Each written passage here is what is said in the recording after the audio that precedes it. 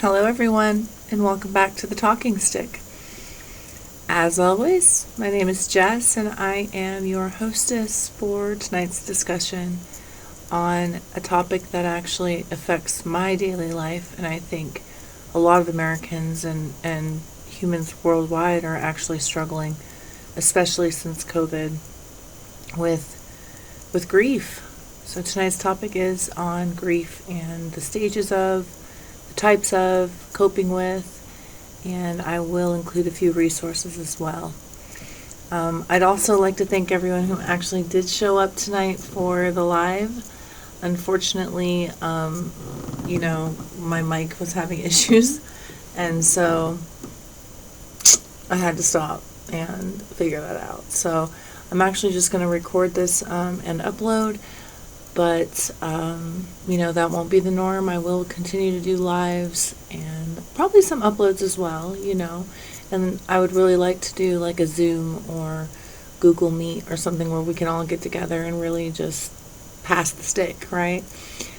So stay tuned for that. I will just start posting links and topics, links to the chat room, and anyone can come join us and get engaged. So, all right, let's get to it. The 7 stages of grief. There are actually, there was originally a 5 stages, and I believe I like the 7 stages better because I think it's extremely complex and something that deserves a little more discernment. Like, there are layers. And so the first one is actually shock and denial.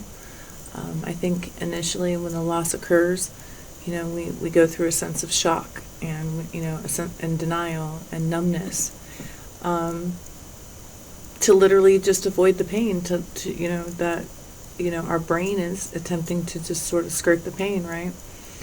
And it gives us a sense of protection. It gives us emotional protection in those moments. And yeah, I mean, when my daughter passed away, when I first heard that, like, it was like I was on drugs. I couldn't walk. I was falling.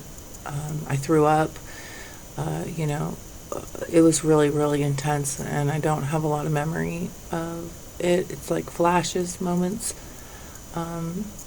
But yeah, so the initial, and I think that's actually kind of short-lived. I think the pain and guilt sort of set in, which is the next, stage. They set in pretty quickly. And the pain is absolutely just excruciating in that layer. And, there's also like this level of guilt for not being yourself, for being unable to actually navigate this experience and still be yourself, right? And then I think there's also a way that society actually shames us for taking too long, and people are just like, get over it, move on, you're still here on earth, you have things to do. And I mean, that's real, that's true, but you can't force yourself to get over it. And I think it takes a lot of work, to get to a state of peace or acceptance, which is kind of the end game here, the last layer, the last stage. So then, there's the anger and bargaining. And I think for me, that did happen initially. The bargaining and the loss of faith and, just being angry with, the higher power of God, the universe, as someone who really does feel very committed to the journey on this earth as a steward of the light, as a child of God, however you want to put it. It was the only thing I ever asked for. I was like, I will be, here in doing that. I don't need a lot of money. I don't need a lot of, the things that I think a lot of other people really want in life. All I ever wanted is to keep my children safe. And so when that request could not be granted, I felt so betrayed. And it sent me into this whole experience where I just started researching everything that any religion ever, believed, trying to find the lines of truth, trying to figure out of all the few hundred religions that have existed on earth, where the truth lies, right? So, the lashing out with anger, has also been something that has come upon me over the last year that I'm, really working on at this point to try to understand. And it's like a lot of people end up losing relationships and friendships and stuff over the process of grief, right? And so for me, it's just like it compounds the loss and the idea of loss. So, it's best to just try to maintain, at least some type of basic grounding in these extreme reactions to the anger. I mean, it's so intense.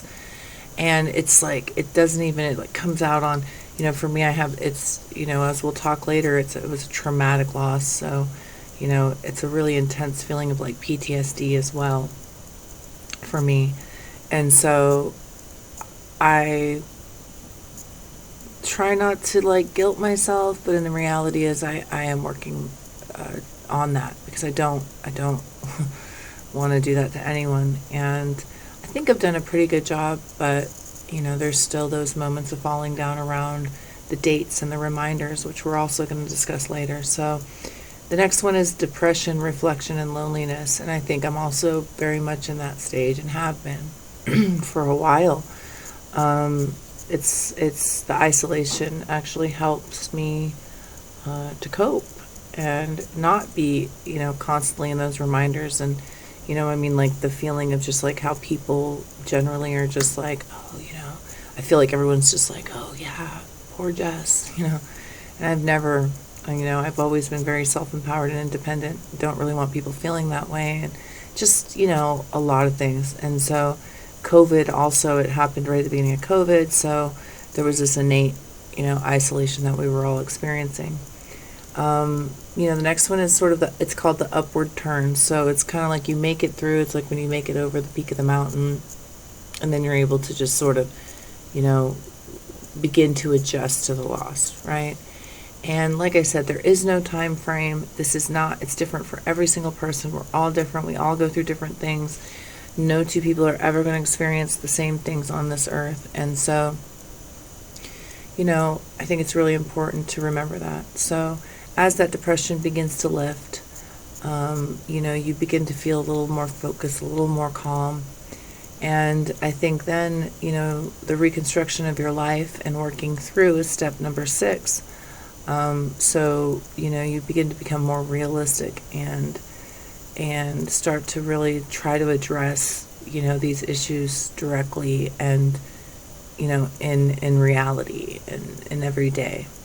And then finally, and I really, look forward to achieving this final step of acceptance and hope. I did speak a little bit about the ketamine therapy that I'm doing, and I really feel like for the first time I'm sort of coming around the bend to at least be able to see that in the distance, feeling a little bit of hope, feeling a little bit of acceptance, trying to do what my daughter would want me to do, which is, be the woman that raised her for her sister. So those are the 7 stages, right? And so there are 16 types of grief. This is something I learned through the process of researching for this video, for the session episode. And I was like, wow, it just really blew my mind, and of course it's like I was saying, grief can be experienced over many, many different things and losses, whether that's a relationship, a job, a pet, a lifestyle, a relation. Did I say relation? I already said relationships, but I think you get the point. It's like anything that causes a major shift or differential in our lives can be grieved. So there's a few different. I'd like to just kind of itemize normal grief. Normal. And it is, grief is normal, to be honest. It's a very, very natural thing that we as humans go through. And so I think all of these can be considered somewhat normal, just with different circumstances, right? So normal grief, has a huge range of emotions, physical, behavioral, emotional, and social. So a few examples of physical reactions would be tightening of your chest, feeling weak, lacking energy, nausea, heart palpitations, restfulness, tearfulness. A few examples of behavioral reactions would be forgetfulness, confusion, dreaming of the person. I actually really want that to happen. It's super strange because I have dreamt of my daughter, and in one of them I actually realized it was like we were doing all this weird stuff together that we would normally maybe do, or like rearranging furniture in a yard, a random yard, and trimming weed outside. Just some weird stuff. And then I suddenly realized, like, oh my gosh, wait, you're on the other side, like, and then I just started crying and telling her how much I can't do this and how much I miss her, and I was hugging her, and as the emotion rose, she dissipated, and it was just really strange. I've had a few other dreams as well, but anyhow, absent-mindedness is also another behavioral reaction. Emotional reactions, of course, anger, shock, denial, numbness, loneliness, relief. I guess that would be maybe if the person was in pain or had, a long journey with the knowledge that they were going to pass. I guess, when you love someone, them not being in pain anymore, or, anything, something like that could be a sense of relief. Apathy, irritability, and misplaced anger, as we just spoke about. Social reactions, unusually dependent on other people, withdrawing from friends, relationship difficulties, avoiding family, friends, and colleagues, increased substance abuse, and neglecting yourself, but caring too much for others. So those are all sort of, indicative of what would be considered normal grief. Now, another type of grief is anticipatory grief. It can be, obviously when like I was just speaking about, when that it's going to happen, when that, a terminal illness or something has occurred, and it's somehow there in the future. And so, it's like you spend a lot of that time anticipating what it'll be when it actually happens, right? So you're like sort of future tripping about it a lot. And although I do think that, in some ways, you can prepare yourself, at least. There's not that exactly the same level, I think, of shock, maybe. I think there's still shock when it actually happens, no matter if you know or not. But, getting to say your goodbyes, getting to say I love you, having that person actually tell you what they want done when it actually does happen. I think a lot of that takes some level of, it does like help a little bit, right? So then there's complicated grief. This is where the grief, and this is something I'm actually experiencing, and that's why I went, into the ketamine treatment again. It's a prolonged, much more intense, and has a very significant impact on functionality and day-to-day life. You feel more depressed, there's anxiety, and it seems like you go two steps, one step forward, two steps back type of thing. So it's definitely, when you experience something like this, getting help is super important, and that's what I realized. It's just like you can't just go on. It had been 2 years in April, and my summertime between, her angelversary and her birthday in September is just, hell. And then, Neil passing in August, it's just, it ramps from August 26th to September 19th is probably one of the most difficult periods of the year for me so far since all this happened. So, yeah, if you're experiencing that, it really won't resolve on its own. And to prevent yourself from getting, stuck in a cycle and almost having the habit of being in that place, it's super important to seek help. And at the end, I will also provide some, basic resource, but, you know, please, there's a number of things that you can do, but, give yourself that self-love. Chronic grief, again, it's very similar. This incredible amount of distress that intensifies and does not really progress. So those two seem a little bit similar to me, chronic and complicated. Delayed grief,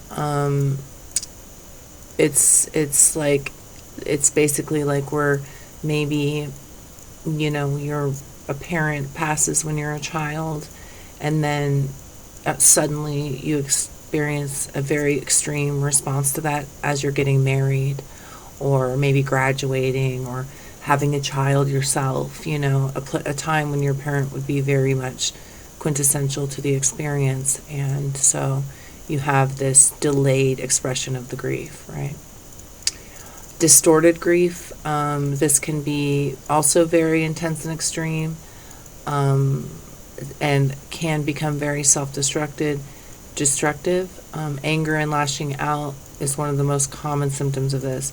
So, as I'm reading through this, it feels as though this can also be like hybrid, right? So you can have distorted and chronic, right? I think it's really important to understand that this isn't necessarily one or the other, but you can have hybrid versions of these types. Cumulative, and that this is something I'm experiencing as well. So like I said, I could check off quite a few of these as far as the experience I'm having. Cumulative grief happens when you experience a second loss shortly after and while you're still processing the grief from a first loss. So that's what happened to me. And I was just barely 8 months later coming around the bend on the suicide of my good friend, as I spoke about in the last episode, and I got hit with the worst, literally the worst thing. And so also can be called grief overload or bereavement overload. And it can be one of the more difficult forms because of the compounding loss. But you can get through it with the right therapy, and that's a very individual choice. So, exaggerated grief. Again, it's very disruptive. Now, this is something that I think maybe, would be relatable to how children might experience grief. We'll discuss that as well. But it's very self-destructive behavior, nightmares, self-harm, suicidal thoughts, abnormal fears. Now, I'm not going to say that I've experienced those things, but I definitely have a sense of PTSD, right? So abnormal fears is definitely true. And my poor 18-year-old daughter, Gaia, who is beautifully here living with me, as in my house with me, it's like she turned 18 and I'm like still having all these fears, and every time she wants to drive with her friends I kind of have a panic attack because that's how Eden passed away. And it's like it's such a struggle not to project those fears into her life and limit her. So that's something that I'm really, really trying to breathe through, and still be able to express myself, but, not let those fears be limiting, right? So secondary loss, it's again a number of losses but these all would stem from the original loss. So say you lose a relationship and then you lose your pet because of it, you lose your house because of it, you lose your financial security because of it, companionship, children. All these things would be secondary losses based on the primary loss of the relationship, right? So that also makes it much more complex and compounded. Masked grief. Masked grief can present as physical symptoms. So you wouldn't even relate it, to grief. It could be headaches, chronic pain, fatigue, a number of things: overeating, undereating, all kinds of stuff, alcohol, substance abuse. And a lot of people wouldn't really, especially if they already participated or had those issues, they're not going to really connect it to a grief response, right? Disenfranchised grief or ambiguous grief. This is where you feel as though you're not being validated by your community. Or there's a strong stigma or associated with it, like a drug overdose or suicide, and somehow it socially discounts the grief somehow because it was the person's fault or something like that, right? Like if your partner was in the gang and they got shot because they were participating in gang activity, it's like people will be like, well, I guess, wrong place, wrong time, shouldn't have been doing that or something. I mean, how horrible. I mean, I would never say that to someone, but I'm sure there are plenty of people out there who would have no qualms with making that type of statement to someone. So,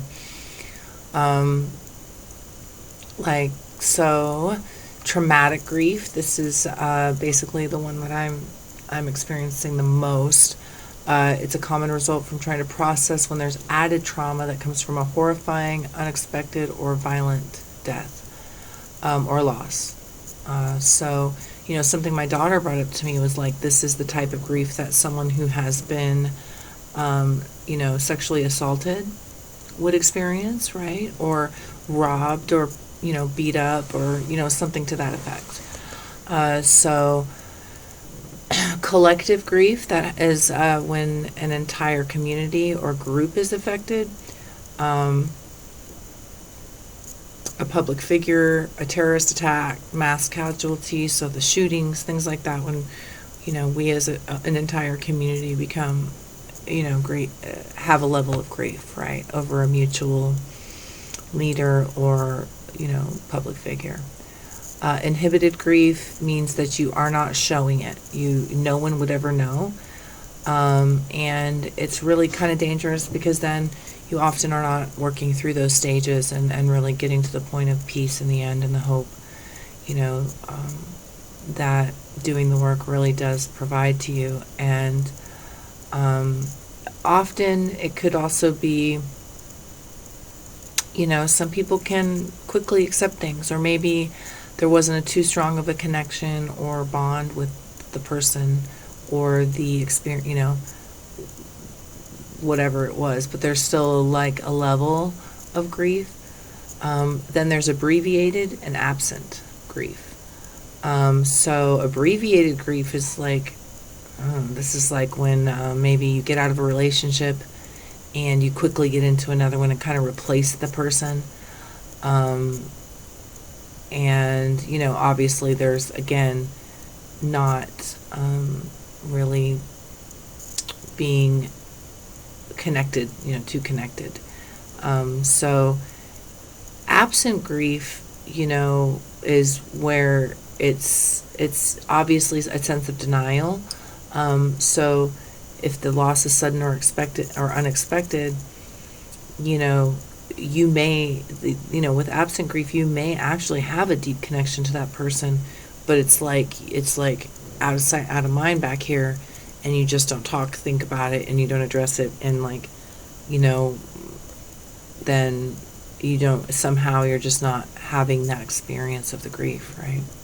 So those are the 16 different types, and as I said before, there can definitely be more than one applicable to you. So let's move on with coping mechanisms, ways to think about it. The truth of the matter is, it's not going to be like this forever. You will heal. You will move through. And while, like for me, it's like I just can't, there will never be a time where there's not, I don't feel as though I feel loss from whatever her life would have been for my daughter. It's, I hope that in the future it won't be so heavy and so constant, just, the thought and the feeling. And I know that, distracting myself with hobbies and things like that really helps me, and feeling like I have some sense of purpose. And that's one of the reasons I'm doing this now, is just to keep my mind busy, learning new things and trying to help others learn as well. So, even when you feel like you can't handle it, you can. And, it's really important to recognize your triggers and, set coping strategies in place, whether that's to call a friend, take a jog, hang out with your animals, do a hobby. There's a lot. There are things that you can at least distract your mind, when you feel overwhelmed. But remember to be very gentle with yourself. And these are cycles. It's not a linear experience, right? It's cycles, and it can, like I said, one step forward, two steps back can happen sometimes. So try not to get frustrated and just be very gentle. Experiencing these things is probably some of the most difficult things we'll go through in life, right? So, and remember that this is all normal. Your feelings are normal. Grief is normal.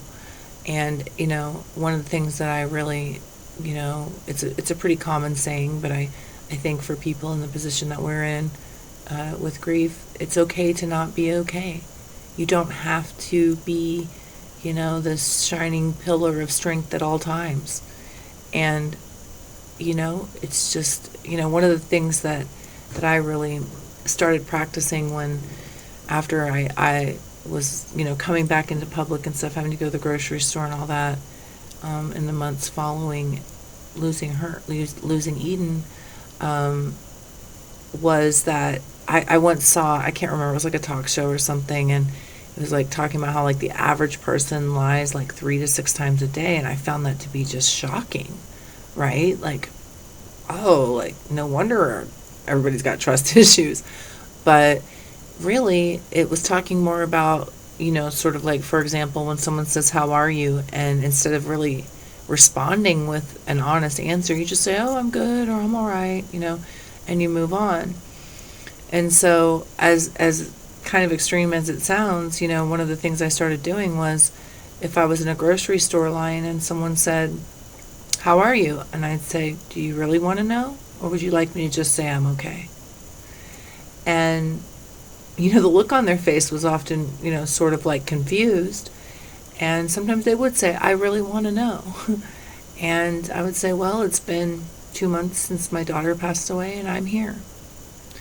And I mean, the level of compassion I would get from strangers was so touching. It touched my heart so much. I mean, they would come out, some of them would come around and hug me. People would get, tear up and actually be standing there as a point of empathy for me. And they're strangers, and it was just amazing. And I would, as far as like self-acceptance and all of that, it just really helped me to see that all of the ways that I feared people might see me or whatever, in the sense of just like, oh, that poor lady, and I never want to be looked at like that. It wasn't real. That was fear. People were very empathetic, and, it's like, even when I'd go back to the grocery store and have that same checker, they would, "How are you doing? Are things getting better?" And, it was really an amazing experience. And so I suggest that, own that, it's okay to be not okay, and to admit that, right? It doesn't make you weak. It actually, I think, makes you strong to do that. So, and remember that, grief can beget meaning. So, you can reflect into these challenges and, realizing the person that you are in the face of some of the greatest pain and the greatest loss that you can experience, and learning about yourself in order to get through it is very powerful, as far as really getting to know yourself and find meaning in your reality and your existence, right? So I know that sounds almost macabre, but it's true. And we learn from every single thing that we do, right? And so this is included. So, positive reframing and humor. While there is no way, like for me, if someone said, just reframe all of this into a positive light. I mean, I might get angry. I might have gotten angry at some point. I would definitely maybe get offended, or then go, wait, should I be able to do that? But it's just really important to realize that, like love and grief are directly related. So, however, the amount of love, you will find yourself with an equivalent amount of grief. And so, like for my daughter, that love is never ending. So I expect that the grief will also be never ending. But what is also never ending is the 22 years that she spent with me on this planet, and what I was given, and the gift of her presence, and what I was able to, experience of myself within her. And therefore, there's always her within me, And so, trying to focus on the good memories. And for me, it's like, I'm just getting to the point where I can actually have memories without them being sad to me, even though they were happy in the moment, right? But humor, I'm somebody who just thinks humor is, I'm one of those, like, I think I even was saying weird dark jokes, if I remember correctly, that day, or in the days following when people came. I think I can't exactly remember. My memory is pretty foggy of that time, but I remember feeling like, I can't believe I just said that, but it's like, I don't know, sometimes just you do what you can, Spirituality, that's something that I was saying earlier, I struggled with my own, spirituality for a minute there, and did so much research, and I will be doing some episodes on life after death and human religion, history of religion, the differences between religion and spirituality, reincarnation, near-death experience. All those will be topics. So, be on the lookout if you're interested in all of those things. This one, acceptance, you can't force that, right? That one, I'm just going to sort of take out of this coping mechanism, because that's just like saying you can turn it on and off like a light switch. It's not like you can just sit there and be like, okay, I accept, move on, and if that were the case, then why would we be here right now? So, but,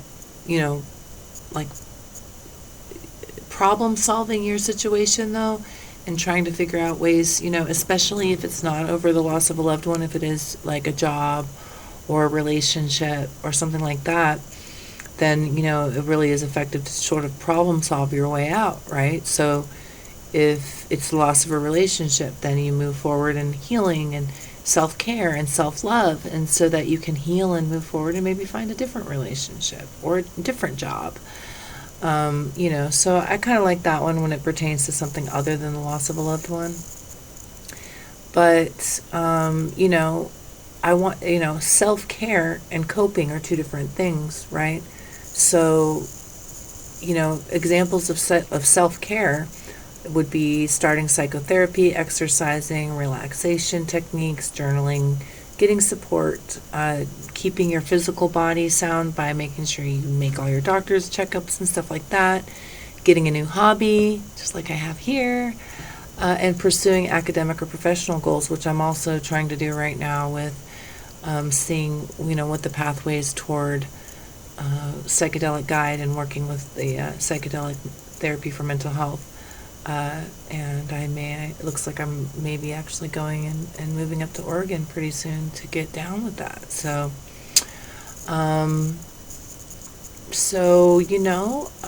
putting coping skills into action, actively seeking and accepting support from others, acknowledging you are in the grieving process, focusing on immediate problems and needs, like in your daily life, because those can stack up right behind you and be very, very overwhelming. Recognizing your triggers, very important, very, very important. getting involved in activities, being kind and patient with yourself through this process. I mean, let's star that, highlight, put it at the top. Get plenty of rest. I know for me, sleep sometimes is elusive, and especially when I'm having a little anxiety around those reminder days, which, we're going to talk about that as well. So it's really important, to realize that when you are coming upon those dates, the birthdays, the anniversaries, anything that may remind you of that which you are grieving, to do things to distract yourself, plan to have fun times, start a new thing, like plant a tree or release butterflies on that day every year, or, do something commemorative, There's all kinds of things that you can do, but just prepare yourself and acknowledge ahead of time that those dates are going to be difficult, Again, it's okay to not be okay. This is all normal, and you deserve the love you give to others for yourself as well during this time. And even if other people can't be there for you, you can be there for you, and that's super important, So just also be careful that, and this is something I'll talk about later, but being in this state of vulnerability can also be a little bit dangerous, because you are more apt to trust people you shouldn't trust, and you also become a target in that vulnerability for, sociopathic and narcissistic people who actually are pretty common in our society now, and that's why it's like all over the internet and stuff. It's not because there's a big hubbub and everybody's just talking about it for no reason. It's real, and that will be also another episode. So but anyway, I wanted to touch a little bit on grief in children, in case anyone here has children that are dealing with this grief. And again, it doesn't necessarily have to be the loss of a loved one. The loss of a pet could really trigger a child. I think COVID, maybe, again, they weren't in their regular program of schooling and their friends and stuff. They probably were experiencing grief over that. So let's talk about that a little bit. Some of the symptoms of grief in a child that's, would come out obviously different because they can't express themselves,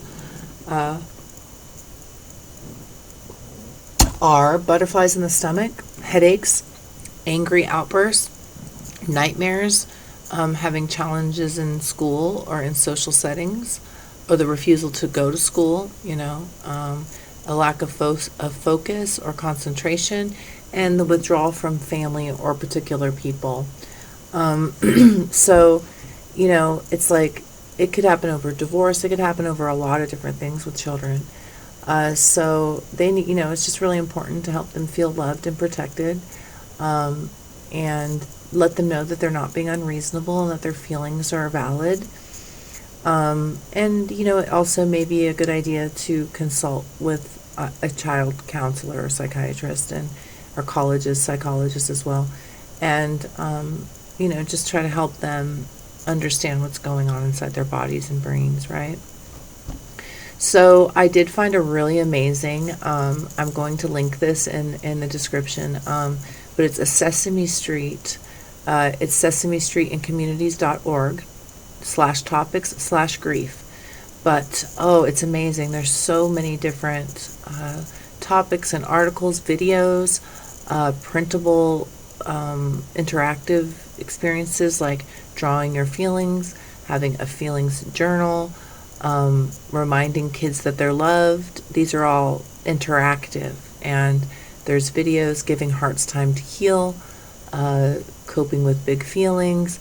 Yeah, there's just so much. So I really, really was amazed to find this. And so anyone who does have small children, please check that out. And like I said, I will link it below for your, for your use with any children in your life that, again, whether that's a loss of a person or a pet or, divorce or even moving. I mean, children really don't understand the world in a way that, makes that understandable, and what's happening when you lose friends because you move to a different school, right? Or something like that. So last but not least, I am going to also link something I found called griefshare.org. And it's a page wherein it looks like you can find, grief groups and counseling in your city and state. There's seminars to survive. There's one here that you can actually attend these seminars, surviving the holidays. And it looks as though there's also online help as well. I know that I also have a grief app on my phone that really does kind of help, the process. So, please don't hesitate to get help. Like always, my email is thetalkingstickcollective@gmail.com. Please feel free to contact me if, you need to just talk or you need help or anything like that. I'll do my best. I'm not a doctor, I'm not a physician, but I am an open heart, excuse me, and I love to listen and talk to people and do whatever I can to just, help someone not feel so alone, And in turn, it helps me not feel so alone too, so believe that it's not one-sided, right? So, all right, well, that pretty much wraps it up. And thank you for joining. And please feel free to comment below. If you did like this video, please like it and share. And, I hope to see you in the next week on Monday. I may post a few just kind of things, tidbits and stuff over the weekend. But on Monday, I will be back. I'm not sure about the topic. I may post a poll. And I will by Sunday go ahead and do the live, slate the live video for Monday, and, let you know what the topic is. I may bring up the energy a little bit and kind of lighten it up. I was thinking maybe tattoo history, because, I got those. And I actually have all these ones on this arm, and this one, and there's one under here, and I'm getting one every year using the ashes of my daughter in all the black ink. So I thought maybe it would be kind of a nice follow-up to this one for me personally. So it is a big thing now. Everybody's tattooed. I know when I first started getting tattooed, 30 years ago, I was 16, yes. And it was pro. It wasn't a pro shop, but back then it wasn't as big of a deal to be of age. I mean, I think you had to be, but nobody really asked. So anyhow, it's come a long way, and it's a lot more accepted now culturally. And I would just really love to kind of go all the way back to tribal cultures and move forward into the now as far as the history of that. So thinking about that one. So if that sounds interesting to you, comment below. Any other topics, please. Anything you want to talk about, please comment below. I would love your input on that. So anyway, thank you so much for being here. As I say every time, all we can do is show to grow and glow, because if we show, we're bound to grow, and the more we grow, the bigger we glow. So thanks again for being, an amazing human on this earth, for joining me here, and I sincerely look forward to the next time. All right, have a wonderful weekend. Happy November, and I'll see you soon.